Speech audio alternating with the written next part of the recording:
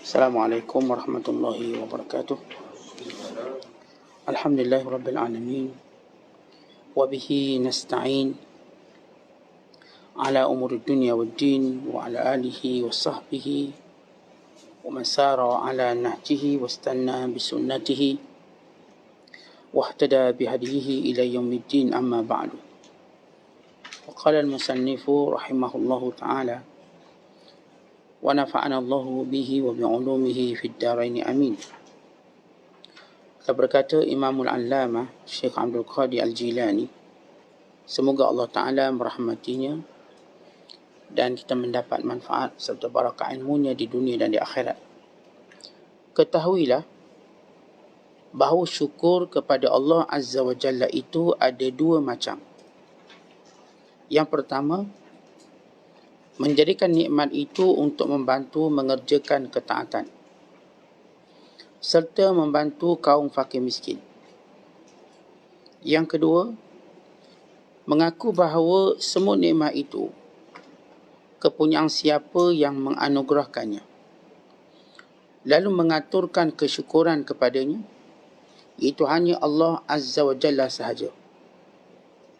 Diberitakan dari setengah mereka bahawasanya dia berkata, semua yang memasyghulkanmu, yakni yang menyibukkanmu dari mengingati Allah Ta'ala itu adalah sialan atas dirimu, yakni kecelakaan. Sesungguhnya yang menyebabkan engkau sampai melupakan Allah itu adalah suatu sialan bagi dirimu, seperti melupakan solat, tidak berpuasa, tidak mahu naik haji. Pendek kata, semua pekerjaan kebaikan bila engkau cuaikannya akan mendatangkan kesialan terhadap dirimu. Sampai jika engkau terus-menerus sibuk mengecap nikmat-nikmat yang diberikan Allah lalu engkau melupakan Allah, itu juga suatu sialan, yakni kecelakaan. Adakah patut engkau menyambut kenikmatan daripada Allah dengan membuat maksiat pula terhadapnya? Lalu engkau memberikan pandanganmu terhadap perkara-perkara dunia yang engkau anggap penting bagi dirimu, sampai engkau melupakan Tuhanmu.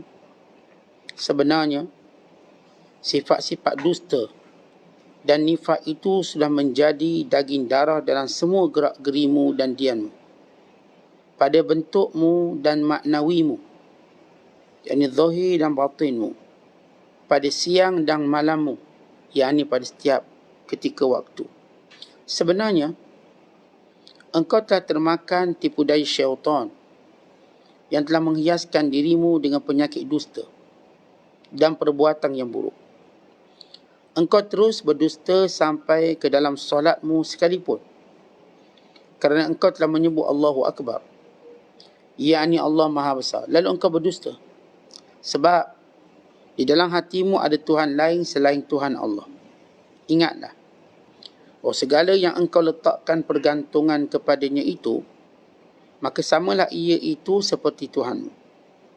Semua benda yang engkau takut kepadanya atau engkau mengharapkan sesuatu daripadanya, maka itu juga seperti Tuhanmu.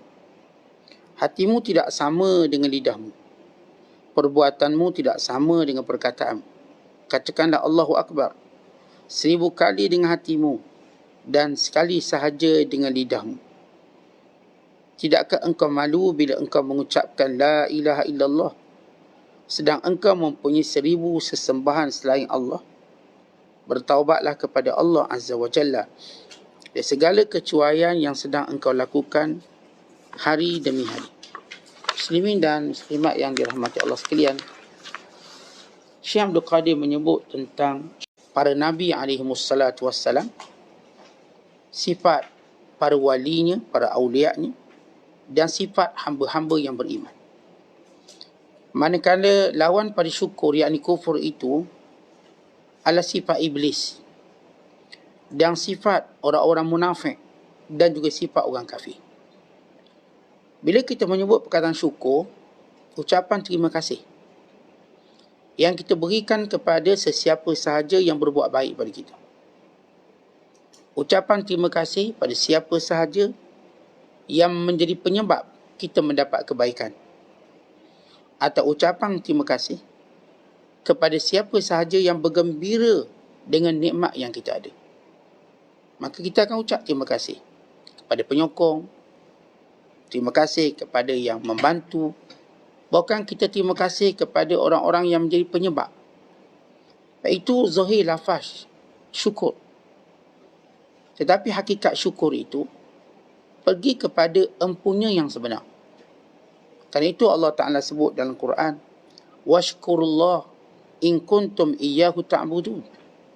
Syukur kamu biarlah kepada Allah sahaja kalau benar kamu menyembah Allah Subhanahu Wa Ta'ala.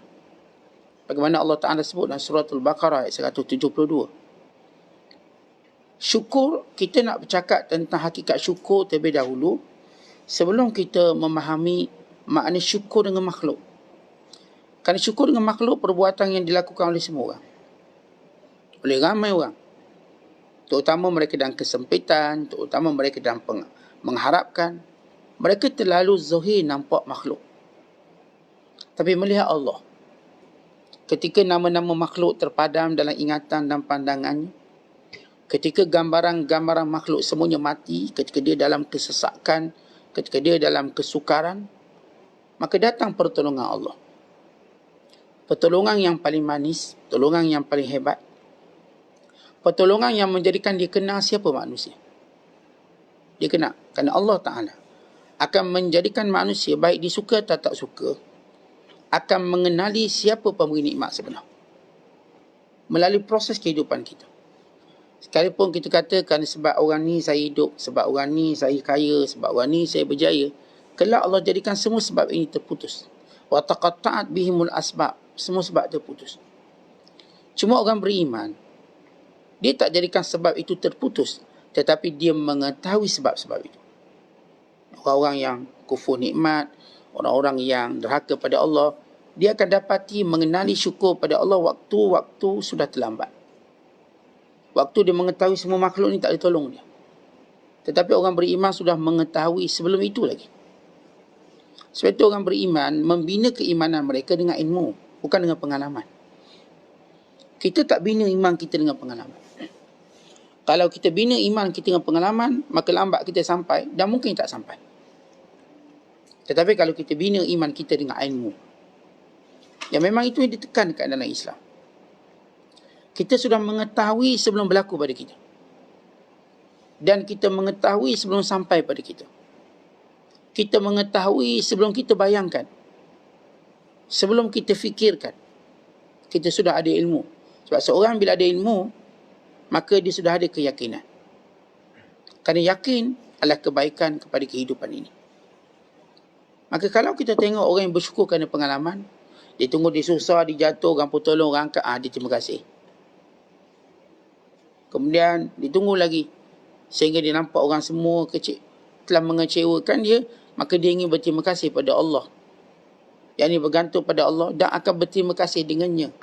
Kalau Allah selamatkan, kami akan jadi hamba yang paling syukur kepadamu. Tapi golongan ini senantiasa terlambat dan terkeluar daripada peluang yang sebenar.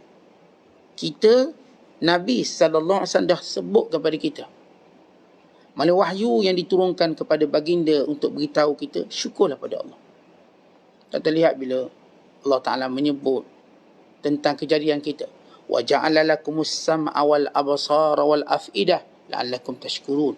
Dialah Tuhan yang menjadikan, yang membentuk kamu, menjadikan pendengaran kamu, penglihatan kamu, hati dan akal kamu, supaya kamu bersyukur. Allah menyebut daripada awal penciptaan kita. Kita yang Allah jadikan dalam perut mak kita, dalam perut ibu kita, dengan segala penjagaan Allah Subhanahu Wa Taala. Dan Allah keluarkan kita selamat di dunia ini. Allah campakkan sifat rahmat, kasih sayang orang yang bernama ibu dan ayah kepada kita, sehingga kita dibela, dijaga sampai besar. Kata Allah, la'allakum tashkurun, semoga kamu bersyukur. Tetapi yang berlaku dalam hakikat kehidupan, wa qalilum min ibadiyasy syakur, hamba-Ku kurang syukur, sedikit sahaja. Allah menyebut perkataan hamba-Ku, maksudnya di kalangan orang-orang yang baik pun kurang syukur. Jangan kata orang jahat. Di kalangan orang baik, dia kurang syukur disebabkan apa? Lupa. Atau lalai. Kita ni kadang-kadang tuan-tuan lupa untuk syukur pada Allah. Bila Allah menyebut wa qalilum min ibadiyas syakur, sedikit hamba-Ku. Perkataan hamba-Ku sudah maksud seorang yang memang melazimi Allah, mendekati Allah. Tapi Allah kata kalangan mereka ini juga sedikit yang bersyukur. Kerana mereka lebih nampak bala. Mereka lebih nampak kesusahan. Mereka lebih nampak benda-benda yang menyulitkan berbanding nikmat. Tuan-tuan, kita hanya boleh lihat syukur waktu memang kita senang sangat. Waktu masih kita dikelilingi oleh musibah, kita macam tak boleh nak bersyukur.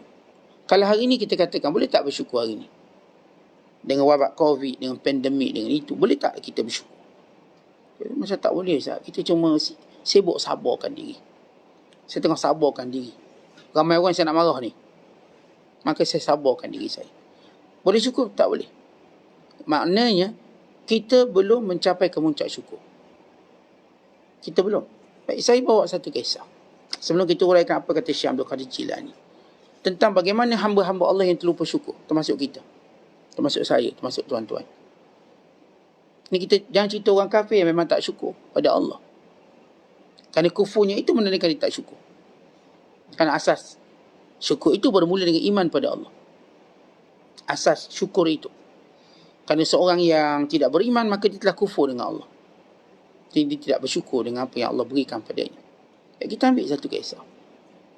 Tuan-tuan tahu bila dalam peperangan Uhud apa berlaku? Berantakan tentera Islam. Huru-hara tentera Islam. Ketika mana sebahagian kalangan sahabat tidak mendengar kata-kata Nabi SAW. Untuk menetap di Jabal Rumah, Jabal Ainain. Sehingga sebilangan besar mereka turun. Sehingga jadilah kecelakaan yang tak pernah difikirkan oleh para sahabat. Tetapi Rasulullah sudah ingatkan tentang bahaya tersebut. Akhirnya dalam peperangan tersebut, huru-hara umat Islam. Mati orang-orang yang utama, yang hebat.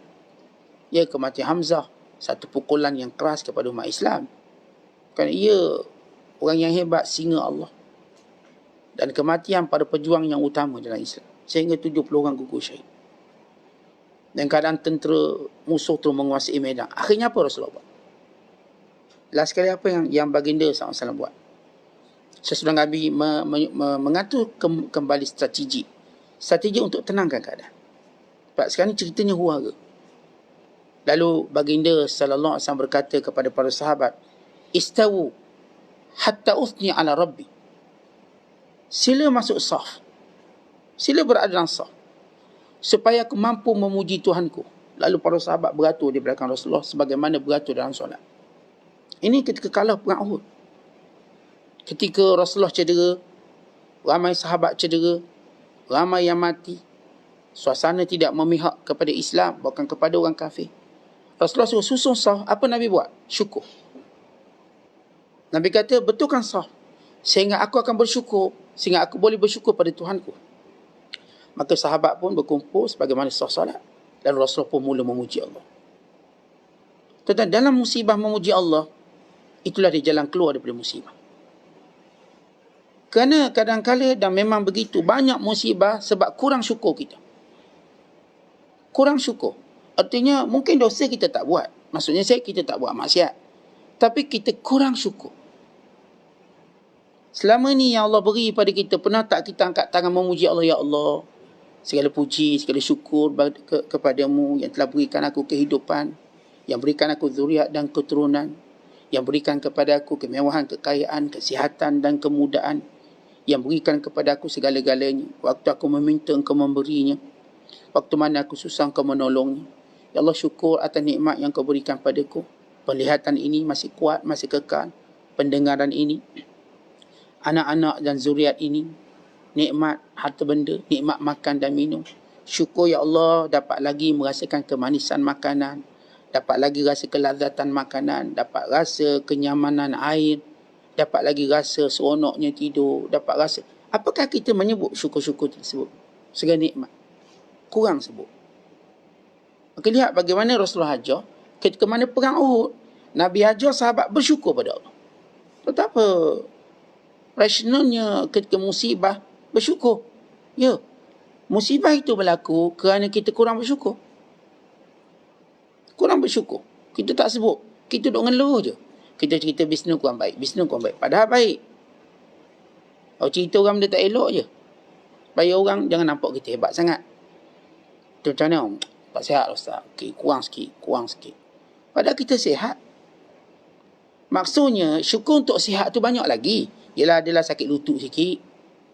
Adalah gauk sikit. Adalah kena itu ini sikit. Tapi yang lain yang banyak. Yang lain yang banyak. Kenapa tak sebut syukurnya? Kenapa kita tenggelam dalam kedukecitaan berbanding nikmat yang melangit luasnya? Kita tenggelam dalam sedikit kesukaran, kesusahan dengan nikmat yang melangit luasnya, yang tinggi. Lalu kita sebut, lupa menyebutnya. Akhirnya Allah mengambil setiap nikmat tersebut. Ada satu kisah. Sedang mereka berlayar di laut. Ada seorang hamba tadi, dia duduk mengeluh. Dia hamba, mengeluh. Dia tak dapat bilik VIP. Dia tak dapat makan sedap. Macam mana dia hamba, kena kerja keras. Dia menangis tepi dinding kapal. Kapten kapal tengok, apa kena? Ni kau kenapa menangis? Lah saya ni hamba, dah kena buat kerja keras, makan sikit. Lalu kata kapten kapal, kamu tak nak syukur ke? Kamu dia beri kehidupan, nikmat, duduk atas kapal. Tak, aku musibah. Maka kapten kapal ni ambil dia campur laut. Dia pun menangis, tolonglah, masuk saya balik atas kapal, tolonglah. Campur. Kemudian dia angkat balik. Sekarang sila bersyukur. Syukur Alhamdulillah duduk atas kapal. Berbanding kau duduk dalam laut. Tuan-tuan, yang tu kita tak nampak. Kisah ini ulama cerita untuk menunjukkan bagaimana kita tak nampak nikmat. Dek musibah yang kita sebut-sebut. Sebab itu silap kita di mana? Kita kurang menyebut nikmat, kita banyak menyebut musibah. Sedangkan antara syukur itu ialah at-tahadduts bi ni'matillah. Sebut nikmat Allah. Alhamdulillah saya panjang saya kerja dimudahkan. Alhamdulillah anak-anak saya pun dengar cakap saya. Yalah, adalah tak dengar sikit-sikit tapi banyak dengar lah. Alhamdulillah anak saya apa yang saya suruh dibuat, diikut. Isteri saya pun Alhamdulillah. Bagus orangnya. Tapi yang bagus kita tak nak sebut bini kita duk cerita bini. Siap kalau jumpa bini saya teruk, bini saya teruk. Sebab tak ada baik bini dia. Jumpa sama perempuan pula, suami saya teruk, suami saya teruk. Kita kurang bersyukur. Kita menyebut keaiban sehingga keaiban itu melekat dan bertambah dan bertambah. Tuan-tuan, sebenarnya bukan keaiban itu bertambah, mata kita bertambah melihat keaiban. Mata kita bertambah melihat keaiban. Tapi kalau kita syukur, mata kita bertambah melihat nikmat. Melihat nikmat yang baik, yang baik. Tapi yang kita lalui hari ini, kita dah ada kereta. Kereta ni bagus tapinya banyak. 40 tapi. Yang bagusnya satu. Sebab tu kereta kita tak ada jalan. Sebab ia bukan nikmat disyukuri. Kalau yang sebut kurangnya satu, yang baiknya 40, okey. Ini kereta yang berkat. Rumah kita, yang baiknya 40 kita sebut. Yang kurang cuma satu. Ini rumah yang masih barakah. Sahabat kita pun sama, kita sebut baik sahabat. Yang kurang cuma satu, itu masih barakah. Ni kawan 10 tahun duk cerita kurang je kawan-kawan saya. Dia okey tapi kuat tidur. Dia okey tapi payah sikit minta tolong. Dia okey tapi walau banyak kebaikan ni. Tapi kita macam lebih suka sebut kekurangan. Tentang mulut ni kena latih. Kalau nak jadi hamba bersyukur, kena latih kurangkan sebut benda aib. Baik pasangan kita. Baik anak-anak kita.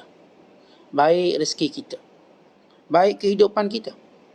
Sebab itu baginda sallallahu alaihi wasallam bila ditanya, ya Rasulullah, bagaimana hari ini, bagaimana nikmat hari ini? Rasulullah SAW bila dapat kebaikan, Nabi kata apa? Alhamdulillahilladzi bi ni'matihi tatimmus salihat. Segala puji bagi Allah, nikmat Allah lah sempurna kebaikan ini. Tetapi bila ada sesuatu yang tak elok berlaku, Nabi kata alhamdulillahi ala kulli hal. Apapun segala puji bagi Allah. Kalau anak kita ada sikit kekurangan apa pun, segala puji bagi Allah. Sikit je kurang, alhamdulillah, okey. Kalau kenderaan kita ada kekurangan, alhamdulillah, segala puji bagi Allah.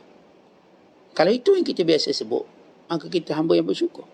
Sebab itu kemuncak bersyukur ialah bersyukur dalam musibah. Yang orang tak mungkin nampak. Tadi kita hurai satu poin tentang sikit hamba Allah yang bersyukur. Baik, kita lihat apa kata Syekh Abdul Qadir, bagaimana seorang itu bersyukur. Beliau menyebut dua perkara. Pertama, nikmat tadi digunakan untuk taat pada Allah. Kemudian bila spesifikkan satu bentuk ketaatan, membantu fakir miskin.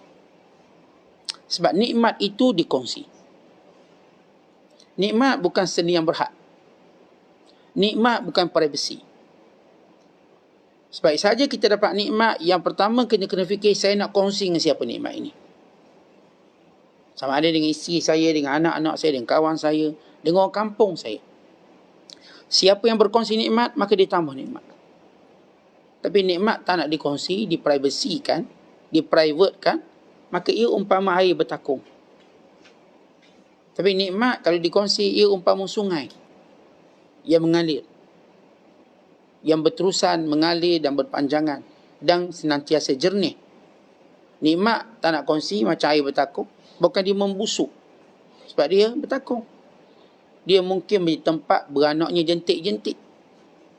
Tapi bila nikmat tadi mengalir, sungai mengalir, dia tempat membiaknya ikan-ikan yang banyak. Dan dia akan menyuburkan kiri kanan tempat yang dilaluinya. Bukan dia akan menjadi pemandangan yang indah, yang cantik senantiasa. Maka ingat satu benda, dan ini kita kata polisi nikmat. Nikmat bersyukur. Nabi SAW bila orang bagi makanan, kalau atas nama sedekah, Nabi bagi pada orang lain sebab baginda tak boleh makan sedekah. Tetapi kalau atas nama hadiah, Nabi berkongsi dengan orang lain. Pada hadiah itu khas untuk Rasulullah SAW, tak, Nabi berkongsi. Bahkan Nabi sedia berkongsi bila-bila masa. Ada seorang perempuan, lepas berbulang dia menenung selendang ataupun serban, dia datang jumpa Nabi SAW, ya Rasulullah, aku dah tenung ni dah berapa bulan, aku ingin hadiahkan padamu, selalu ambil. Aku selalu memakainya, pakai selendang tu atas bahu. Tiba-tiba seorang sahabat kata, ya Rasulullah, indahnya selendangmu. Lalu kata Rasulullah, apakah kamu ingin? Ya, ya Rasulullah, kalau Tuhan nak bagi, nanti esok. Tak mungkin bagi sekarang, bagi esok. Tu Rasulullah lipat dulu, basuh dulu. Maka keesokan Rasulullah bagi. Rasulullah bagi. Lihat, Rasulullah bersedia. Dia dapat nikmat, tiba-tiba ada orang nak, dia boleh berkongsi. Dia tak ada masalah. Orang yang boleh berkongsi nikmat, dia telah melatih dirinya bersyukur pada Allah. Yang kedua, Syekh Abdul Qadir Al-Jilani menyebut, ialah mengaku nikmat itu dari Allah. Mengaku nikmat itu dari Allah, yang anugerah itu Allah, bukan yang lain daripada Allah. Macam mana pun tangan-tangan manusia yang menyampaikan pada kita, ngaku ini dari Allah. Tuan-tuan, kalau kita meniaga lah, tuan-tuan meniaga buka kedai, pelanggan pun datang. Tuan-tuan ingat pelanggan tu datang saja-saja atau Allah yang gerakkan hati dia datang? Sehingga dia datang ke kedai kita, bukan dia sanggup beratur panjang, dia sanggup tunggu berjam, dia bersabar. Kalau tidak, kerana Allah buka hatinya, kedai kita tak dikunjungi orang. Jangan tahu sebab saat saya promosi tak. Realiti sebenar, hakikat sebenar ialah Allah yang mendatangkan keinginan orang tu untuk singgah. Maka kita just buka kedai, tiba datang pelanggan. Tuan-tuan tanam pokok, siapa yang tumbuhkan kalau bukan Allah? Tuan-tuan just tanam, siram. Tak apa yang tuan-tuan buat, tak buat apa-apa. Siapa yang tumbuhkan dia? Kemudian siapa yang keluarkan buah? Tuan-tuan ada cara ke nak keluar buah? Ada ustaz kita letak benih atau baja buah, tak keluar juga buah. Itu cuma sebab kalau kita letak je baju buah-buah, maka seolah selesai masalah manusia. Tidak. Supaya manusia tahu yang menjadikan dia berbuah, Allah. Kemudian rasa manis dan tawar siapa buat? Tuan-tuan buat apa jadi manis? Saya setiap hari suntik air gula sampai dia manis. Tak ada orang bodoh macam tu. Tak ada orang bodoh macam tu. Orang biarkan. Akhirnya buah tu manis. Yang menjadikan dia masak dan baik, siapa? Itu kalau fikir secara hakikat, ya Allah. Sebab itu dalam nikmat tadi, jatuhkan tabirnya sehingga kita nampak Allah. Setiap nikmat yang datang, dia ada satu tabir, sehingga kita nampak macam tangan manusia yang beri. Jatuhkan tabir itu, maka kita dapati yang beri pada dia dan pada kita Allah. Sebab itu jangan takut manusia ancam tak nak bagi duit kat kita, tak nak tolong kita, sebab bukan datang dari dia. Kalau dia, saya takkan tolong awak, biar awak mati kering, kita akan tersenyum. Dia lupa yang keringnya dulu dia, bukan kita. Kerana keyakinan kita sentiasa suburkan hati kita. Keyakinan kita, rezeki datang dari Allah. Sebab itu kita baca dan kita diarahkan baca Allahumma la mani'a lima a'taita wa la mu'tiya lima mana'ta. Ya Allah, tidak ada yang boleh menghalang apa engkau nak bagi. Tidak ada yang boleh beri kalau Allah engkau tentukan dia tak sampai padaku. Dan tidak bermanfaat kekayaan harta orang kaya. Sebab orang paling rasa dia ada idea ialah orang kaya. Orang yang rasa paling ada idea. Sebab dia ada duit, dia ada harta. Dia rasa dengan buat ni, dia jadi sekian. Dia boleh hire semua orang. Orang pandai, orang bijak dan sebagainya. Saya ada duit. Dia kata cash is king. Nabi dah sebut. Wala yanfa'u zaljad minkal jad. Tidak bermanfaat orang yang punya kekayaan dengan kekayaannya. Sebab saya katakan manusia yang dianggap paling cerdik sekali siapa tuan-tuan? Orang kaya. Profesor cerdik tak? Profesor tak cerdik. Dalam pandangan manusia semua. Orang akan tengok siapa paling kaya di dunia, mereka kata ini paling cerdik. Dan orang ni akan diberi profesor di universiti. 5-6 universiti nak bagi dia. Dia tak payah ngaji untuk dapat PhD. Bila dia berjaya, dia kaya, orang kata dia paling bijak. Ya, satu dunia kata orang paling kaya di dunia ini sebenarnya orang paling bijak di dunia. Sebab bijak ialah bijak buat harta. Walaupun kita yang mengaji tak, yang bijak ada doktor sekian, tak. Peringkat orang ni pun nampak rendah. Yang tuan-tuan tengok tokoh dunia hari ni, dia orang highlightkan siapa? Bukan hari ni, sejak dulu lagi. Orang kaya. Sebut je orang kaya, orang kata dia cerdik, dia bijak, dia segala-galanya. Maka semua universiti panggil bagi top. Pendapat dia diminta, dihormati. Ini taiko besar. Banyak universiti bagi dia doktor kehormat. Al-Wisam, Al-Fakhriyah, anugerah kehormat. Artinya Cambridge bagi, Oxford bagi, semua bagi. Dia bagi sumbangan sikit, lagi cepat dapat doktornya. Bagilah sumbangan sikit, bagi buat pejabat sikit, buat sekian-sekian. Maksudnya memang persepsi orang, semenjak manusia tahu menyimpang harta, orang paling bijak, orang kaya. Tuan-tuan tak akan jumpa orang kata bijak yang ada profesor 3 biji, 4. Orang ni pun duduk pun orang kaya. Kalau orang kaya berhentikan dia kerja. Ada seorang kaya lah, pemilik banyak radio dan TV. Banyak kaya. Ada seorang ulama. Dia orang alim. Bijak, pakar sejarah. Tapi kerana dia menyokong Filastin, dan dia lah isu-isu yang orang kaya tak suka, maka dia pecat. Dia pecat ni. Tapi supaya suaranya tak kedengaran lagi. Sebab dia kaya. Tak ada orang boleh petikai dia. Ini stesen radio milik dia. Akhirnya tenggelam suara orang tu. Yang asal suara itu sentiasa berkumandang dalam rancangan yang paling diminati. Tapi lihat apa orang kaya buat. Maka orang kaya menyangka mereka lah Tuhan pada zaman ini. Bukan sebelum itu. Bahkan Qarun berani sombong dengan Nabi Musa kerana dia kaya. Bahkan Fir'aun memuliakan Qarun kerana dia kaya. Alah, Fir'aun tu dah banyak kuasa dia besar. Tapi dia respect Qarun. Macam mana boleh buat harta? Sebab Fir'aun ni ambil harta, bukan buat. Qarun dia tak ambil, dia buat. Dia create harta. Fir'aun buat ambil cukai, kaya. Qarun dia tak buat cukai. Dia buat harta. Sehingga dia sebaris dengan Fir'aun kehebatan dia. Fir'aun respect dia. Kerana dia mencipta harta. Sebab tu tuan-tuan orang kaya, semua kau datang di negara dihormati. Negara kita ke negara mana-mana datang, dia anugerahkan macam-macam. Ni pemimpin negara pun sujud depan dia. Nak tahu idea dia supaya dia melabur negara kita. Kita pun hari ni kalau cerita negara hebat, banyak mana dia boleh tarik pelabur asing. Pelabur asing tu siapa? Orang kaya. Bukan pelabur asing tu planet Marikh. Orang kaya datang. Lalu kita pun kata, kita Malaysia tak cerdik, Indonesia lagi cerdik. Kenapa? Berjaya menarik pelaburan tahun ini, di zaman COVID, 14 bilion USD. Kita tarik berapa? 2 bilion USD. Tak bijak. Tak pandai merintah. Kan mudah ukuran orang. Mudah ukuran. Melihat berapa orang boleh tarik pelaburan asing. Maka cerdiklah dia. Tuan-tuan, ini realiti. Maka Allah nak beritahu pada kita. Melalui Nabi SAW menyatakan, ingat, kalau sekiranya orang kaya kata mereka boleh tentukan semua benda, mereka silap. Semua dengan izin Allah. Ini yang kita nak buang. Bukan maksud kita menghina orang kaya. Tidak. Ini bercakap tentang hakikat ketuhanan. Yang berizki pada kita, semua Allah. Akhirnya orang kaya yang mereka harapkan, bankrupt, miskin, apa ke dana.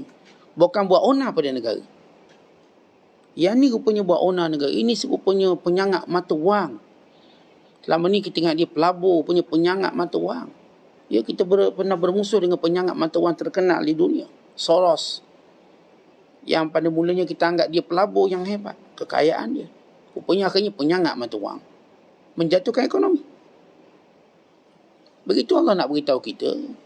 Macam saya sebut daripada awal. Kita kenal sesuatu dengan ilmu bukan dengan pengalaman. Allah beri ilmu kita. Ni orang kafir, Yahudi, Nasara. Jangan percaya. Allah dah beri ilmu tu. Maka jangan bodoh, tak adalah okey je saya nampak. Jangan bodoh macam tu. Jangan tunggu pengalaman. Jangan dah terantuk baru nak mengaduh.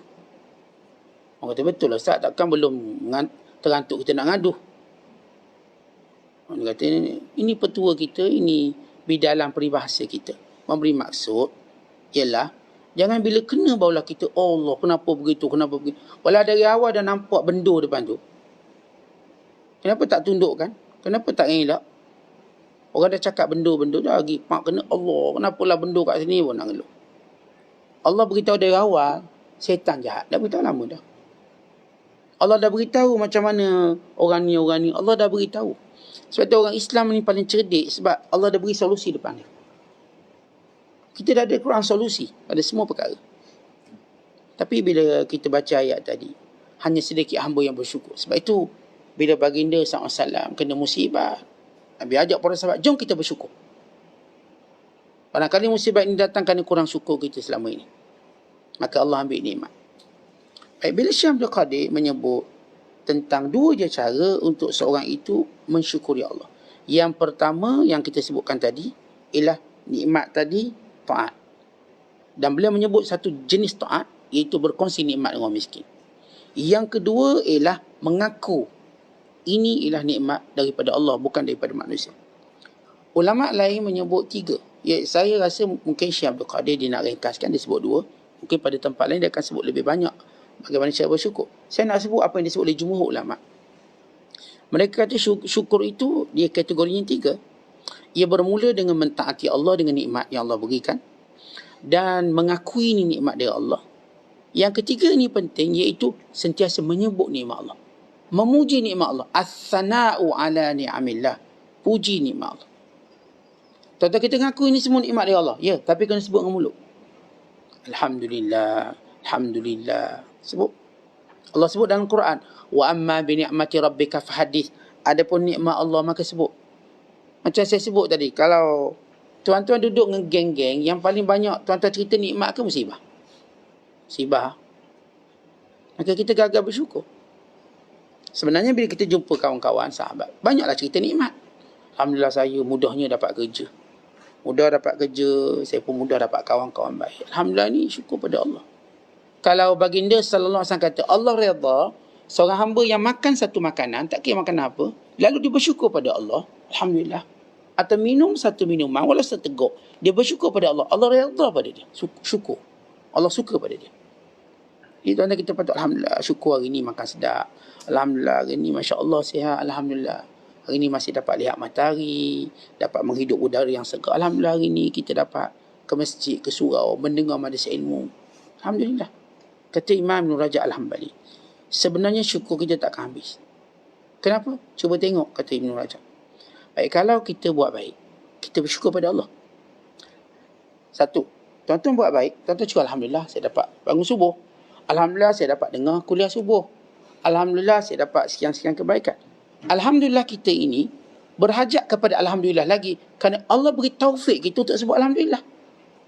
Maknanya Allah mudahkan kita untuk sebut Alhamdulillah. Maka syukur lagi. Dan yang beri taufik untuk kita sebut Alhamdulillah ini juga Allah lagi. Maka dia bersambungan Allah untuk sebut Alhamdulillah. Jadi kalau hari ini saya ke masjid, siapa yang beri taufik ini? Allah. Maka segala puji bagi Allah yang beri taufik pada saya. Dan yang jika saya syukur lagi terhadap taufik tadi, juga Allah. Saya syukur kerana Allah beri taufik untuk saya syukur lagi. Kemudian saya sebut lagi Alhamdulillah. Alhamdulillah lagi kerana Allah beri lagi saya peluang untuk menyebut Alhamdulillah. Maka dia takkan habis. Sebab itu kata seorang ulama, kalau sekiranya aku bersyukur kepada Allah daripada mula kejadian bumi ini sehinggalah berlaku kiamat, nescaya aku tidak mampu bersyukur kepada Allah Ta'ala dengan sebenar. Tak boleh. Kalau aku syukur ni, sebelum aku jadi lagi, semenjak Allah cipta bumi ni, sampai berlaku kiamat, nescaya aku tak mampu syukur pada Allah. Sebab itu tuan-tuan, bila kemuncak syukur, kita tak mampu nak cakap apa. Tak mampu nak cakap apa. Akhirnya tersemat dalam hati kita. Ya Allah, hanya kerana-Mu, hanya padamu, hanya daripadamu, Ya Allah. Macam saya selalu bagi contoh, kalau seorang buat baik pada kita hari ni, dia hantar kita sarapan. Oh, terima kasih Ji, hantar sarapan.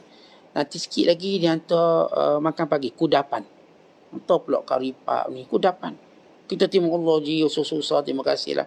Tengah hari dia hantar lagi makanan. Kemudian dia hantar pula minum petang. Ni bagi kek sikit buat minum petang anak-anak. Ya Allah, terima kasih banyak. Petang dia bagi pula kita makan lagi. Ni untuk buat makan malam. Nanti lepas isyak dia hantar lagi pula makan malam pula, minum malam. Pukul 12 kita nak tidur, dia hantar kita supper pula. Oh, supper 7 kali sehari. Tuan-tuan nak cakap apa? Dengan orang yang banyak pun tak tercakap apa.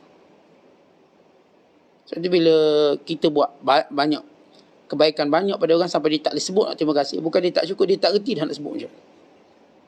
Nak kata apa? Kali pertama kita masih boleh cakap terima kasih.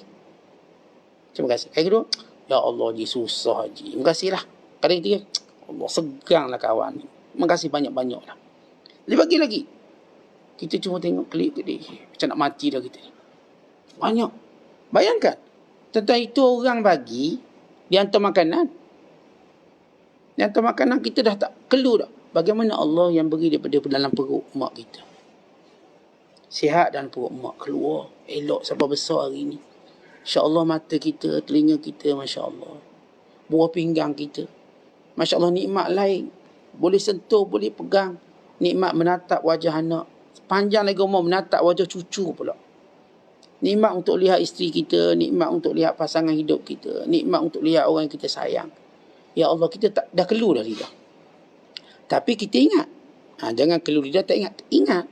Ia datang dari Allah. Maka orang macam inilah yang benar-benar bersyukur pada Allah.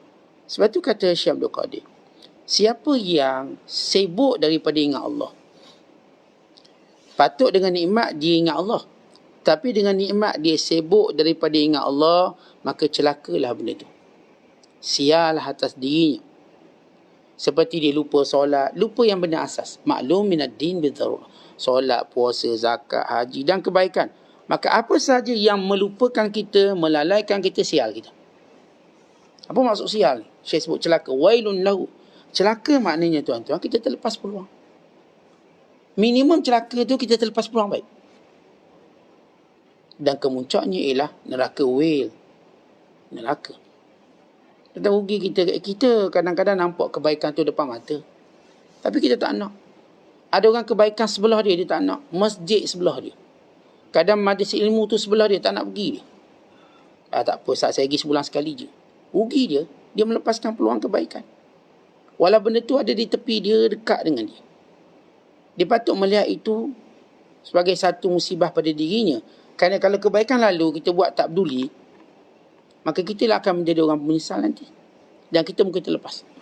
Kadang-kadang zaman Tok Guru kita ada, kita tak ambil peluang. Tok Guru mati cerita, saya ni anak murid dia. Padahal berapa tapak kita dapat. Waktu dia hidup, kita tak mau melazimi dia. Tak nak belajar dengan dia. Kita lupa bahawa setiap kali kita belajar, pahala kita dapat banyak. Kita orang menuntut ilmu ni, macam orang rasa seronok pergi Mekah. Kenapa tuan-tuan seronok pergi Mekah? Seronok Ustaz. Kenapa? Buat ibadat. Kami boleh tawaf. Kami boleh sa'i. Kami boleh itu. Kami boleh ini. Tuan-tuan tak kita rasa seronok setiap hari. Tuan-tuan duduklah majlis ilmu. Tuan-tuan akan dapat pahala macam tuan-tuan pergi Mekah setiap hari. Kenapa?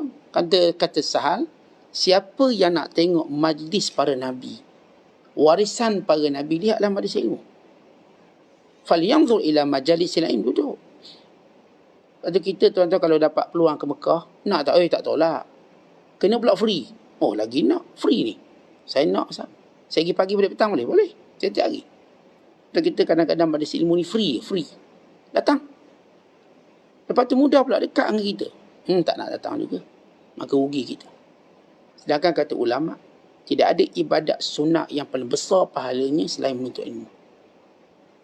Ibadat. Dan ini juga disebut oleh Imam kita Syafi'i rahimahullah. Tidak ada ibadat sunat yang lebih mulia daripada majlis ilmu. Tak ada. Itu kita kalau hadir, tak apalah tidur sekali tak apa. Tapi hadir. Untuk dapat kebaikan. Tuan-tuan tak boleh hadir secara hakiki. Secara maya. Duduk. Tak rugi pun duduk setengah jam. Duduk 40 minit saja. Supaya kita dapat kebaikan setiap hari. Itu tanda kita syukur. Dengan telinga yang Allah bagi. Supaya telinga ni dengar benda baik. Dengan mata yang Allah bagi. Supaya kita tengok benda baik. Dengan akal yang Allah bagi. Supaya kita fikir benda baik. Supaya dapat renung dan muhasabah. Maka celaka lagi dia, kata Syekh Abdul Qadir. Bila nikmat ini dibuat dengan maksiat pula. Ambil nikmat, buat maksiat. Maka bila sampai ke muncak seorang bila buat maksiat, apa jadi? Allah akan ambil nikmat dia dan Allah musnahkan dia. Apa kata Allah? Allah sebut dalam Quran.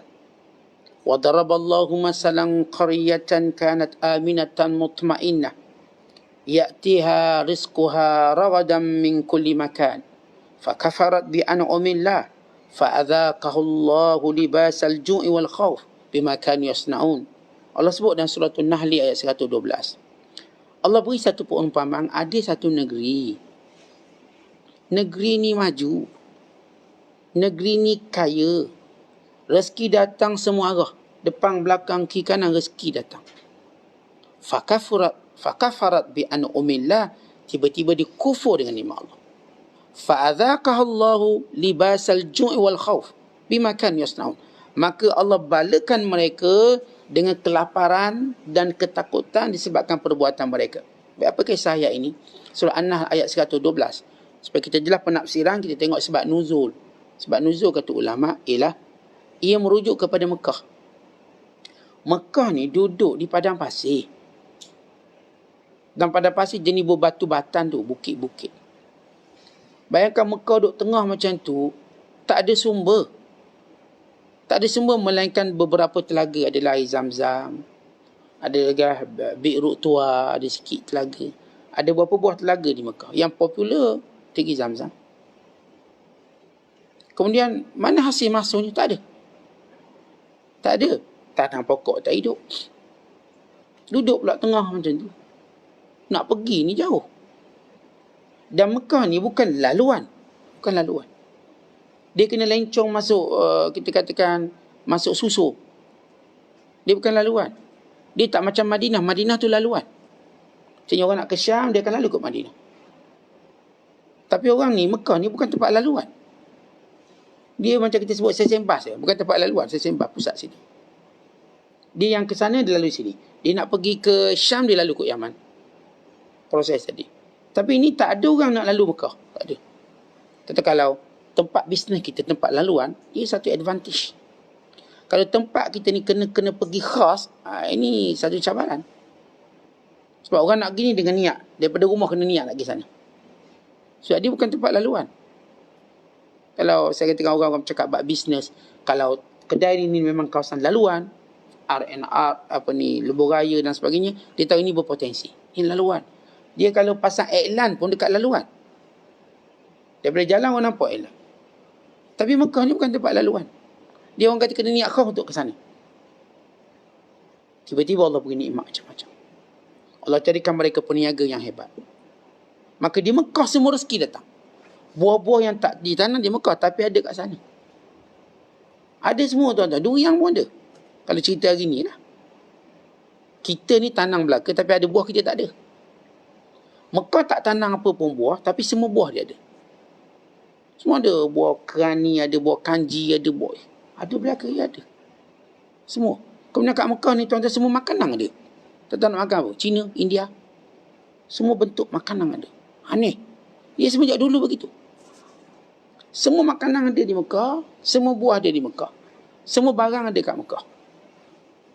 Menunjukkan bagaimana Allah datang rezeki daripada setiap tempat. Semua barang dia nak hantar ke Mekah barang. Yang Allah sebut dalam ayat, ya'tiha rizquha ragadan min kulli makan, datang kepadanya rezeki daripada semua arah. Semua negara hantar ke sana. Baik, Mekah aman, tiba-tiba Allah hantar Nabi. Allah bangkitkan Nabi sallallahu alaihi wasallam. Fakafarat bi an'umillah, mereka lawang Nabi ni. Akhirnya apa jadi? Bila Rasulullah berhijrah ke Madinah, sebaik saja tamat perang Ahzab, orang Mekah tak pernah rasa teruk begitu, tiba-tiba mereka dilanda kemarau yang dahsyat. Mekah ni pada fikiran untuk Mekah tak akan susah. Macam kita fikir sekarang lah, tak mungkin berlaku benda-benda musibah. Tak mungkin. Hari ni kita lalu.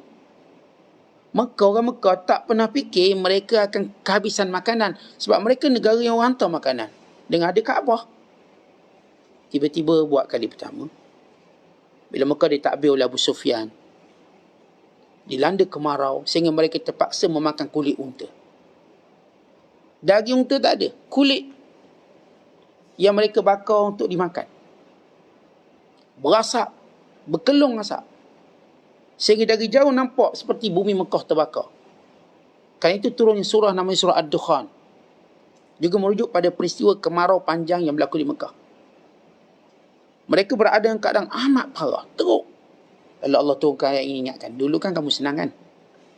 Tapi bila hantar Rasul, kamu lawan, kamu tentang. Kan rasakan. Apa yang kamu ada sekarang? Lalu mereka merayu pada Rasulullah atas surat, atas nama kerabat, atas nama perkauman, tolong kami, bantu kami. Khususnya bila ada seorang sahabat namanya Sumamah bin Usal, pengeksport barangan terbesar daripada Yaman, menyekat. Oh, mu kafir sangat, aku nak sekat, tak nak bagi sebab kamu buat banyak pada Rasulullah. Lalu minta supaya sekatan makanan di Yaman ditamatkan. Dulu mereka pulau Rasulullah 3 tahun, mereka buat macam-macam, Nabi sabar. Tapi bila mereka diuji, mereka tak mampu sabar. Akhirnya Rasulullah SAW meminta Sumamah supaya membatalkan sekatan.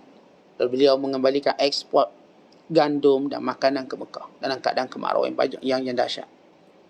Baik, Allah beri perumpamaan. Jangan tuan-tuan hidup kita. Hari ni kita dapat nikmat banyak, tapi kita derhaka dengan nikmat Allah, Allah pun ambil semua. Habis kita. Kemudian Syekh menyebut, kita ni banyak menipu. Sebut Allahu Akbar, tapi yang kita ingat banyak dunia. Yang kita bergantung dengan lain pada Allah, inilah orang yang ada 1000 Tuhan, kata Syekh Abdul Qadir. Ingat gini, setiap benda yang kamu bergantung selain Allah, ia jadi Tuhan kamu. Maksudnya, dia merosakkan akidah kamu. Sehingga kamu benar-benar kembali gantung pada Allah. Gantung pada Allah sungguh-sungguh. Jangan Allahu Akbar kat lidah, tapi hati lalai.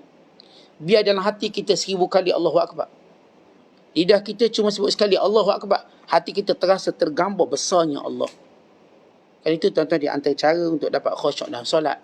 Bila mana kita solat, ingat nikmat Allah pada kita. Allahu Akbar. Ya Allah, Engkau telah mendirikan aku untuk solat. Engkau beri kekuatan padaku untuk solat. Engkau beri nikmat untuk aku ibadat. Engkau beri benda-benda yang memudahkan aku untuk taat. Ya Allah, Tuhan yang memberikan segala kemuliaan ini untuk aku sembah dan sujud padamu. Ya Allah, Engkau janjikan pahala kepadaku. Ya Allah, Ya Allah. Tuan-tuan, kita sibuk bersyukur dalam solat, maka ini solat yang hebat.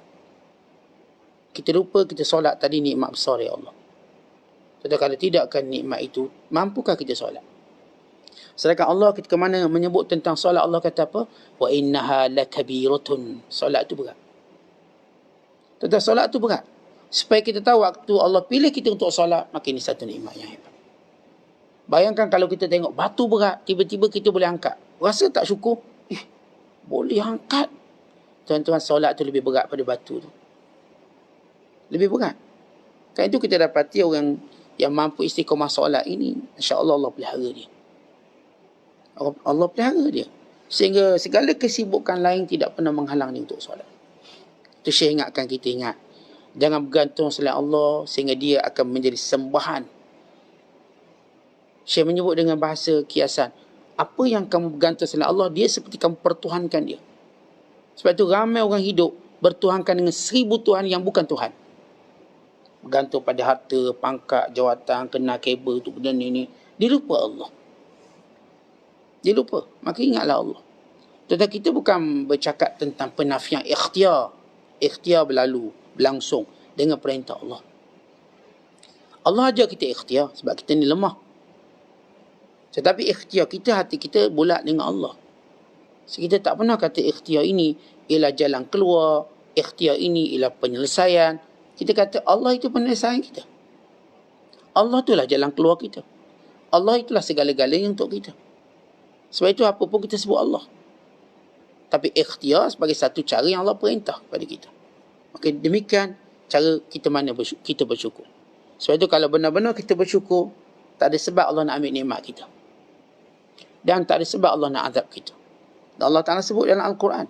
Kita baca dalam surah An-Nisa ayat 147. Ma yaf'alullahu bi'azabikum in syakartum wa amantum wa kana Allahu syakiran alima. Apa sebab Allah nak azab kamu? Apa sebab Allah nak hukum kamu? Kalau kamu bersyukur dan kamu beriman dengan Allah dengan sebenar. Allah itu Tuhan yang maha syukur lagi maha mengetahui. Maknanya Allah ni tuan-tuan, bila kita buat baik, Allah hargai kebaikan kita. Allah balas sebanyak-banyaknya. Kisah sedekah RM100 je, Allah bagi RM10,000 nanti. Ya, cara Allah bersyukur pada kita. Dia bagi banyak. Tuan-tuan, kita sebut Alhamdulillah sekali je. Tapi Allah kira kita dah bayar segala nikmat yang Allah bagi. Sebab itu kemuncak syukur kita dah sebut. Kemuncak pertama syukur. Setengah ulama kata syukur dalam musibah. Maka ini hebat. Dia tak lupa Tuhan. Dan juga antara makna kemuncak syukur, bila para ulama kata kamu tak akan sampai syukur sebenar sehingga kamu rasa lemah untuk bersyukur. Macam saya ceritakan tadi, kalau orang hantar pada kita tuan-tuan sehari 7 kali hantar kat rumah. Orang sama, kita Allah penat. Penat nak sebut Alhamdulillah kerana tak boleh dah nak sebut. Lepas tu tuan-tuan, bila kita buat baik pada orang banyak, saya ni dia tak ucap terima kasih. Bukan dia tak ucap je, dia dah tak boleh ucap. Dulu masa saya bagi, dia ucap juga terima kasih. Hantar dekat SMS, terima kasih Tuan Haji, terima kasih Pak Cik, terima kasih. Sekarang tak boleh Ustaz. Bagi pun, ya. Tuan-tuan, lidah ni dah keluh. Hatinya sudah malu. Dia tak mampu sebut apa-apa. Maka ini kemuncak kebaikan. Orang kalau masih boleh sebut terima kasih, kebaikan kita belum banyak. Betul kalau, contoh kenapa kita payah nak terima kasih pada mak ayah kita? Sebab banyak sangat. Payah nak sebut. Mereka kita diingatkan balik, oh ingat, ya terima kasih ya kerana bela saya, jaga saya. Kalau setiap hari kita nak terima kasih ke ayah kita, oh, riuh rumah tu. Masih ya, terima kasih ya, terima kasih, riuh. Kenapa? Ya, dia setiap hari buat baik. Ibu juga begitu. Oleh sebab itu, amalkan lidah kita menyebut Alhamdulillah. Alhamdulillah. Sebagaimana kita menyebut Astaghfirullah. Jadi ingat kita sebut tadi, poin kita utama dalam pergaulan kita, jangan banyak sebut musibah kita. Banyaklah sebut kebaikan. Seolah-olah macam Allah ni tak bagi mereka musibah je kat kita. Ada Allah bagi banyak nikmat. Sekalipun kita lockdown dan sebagainya, banyak nikmat. Sikit yang Allah Ta'ala uji, banyak yang Allah beri. Maka kenapa kita buta hati? Kenapa kita buta hati? Sehingga kita lupa melihat kebaikan Allah yang banyak. Ingat Allah murka pada orang suka mengeluh dengan musibah. Sebab apa? Sebab nikmat banyak. Sebab apa? Sebab musibah itu belum tentu musibah. Musibah itu bertukar kebaikan dengan banyak cara. Jadi pahala, jadi simpanan pahala. Bukan untuk dapat lebih baik. Untuk dapat lebih baik, yang itu kita tak tahu. Tuan-tuan, kita ni bodoh dalam muamalah dengan nikmat. Sebab itu jangan banyak mengeluh dengan musibah. Banyaklah bersyukur dengan nikmat. Ajar isteri kita, ajar anak-anak kita untuk sebut syukur pada Allah. Biar anak-anak kita sibuk bersyukur. Biar pasangan kita sibuk bersyukur. Biar sahabat-sahabat kita sibuk bersyukur kepada Allah. Jadi jangan setiap kali bertemu cerita sedih. Muka sedih, cerita sedih. Muka sedih, cerita sedih. Macam tak pernah dapat nikmat. Walau dilupa kaki yang melangkah. Tangan yang boleh memberi dan mengambil. Dilupa bau punggung yang dia boleh duduk lagi. Dilupa dia masih boleh bergerak. Seolah-olah itu bukan nikmat. Kan dia ambil sebatang kaki baru dia tahu nikmat dia. So nikmat Allah. Wallahul bisawab. Assalamualaikum.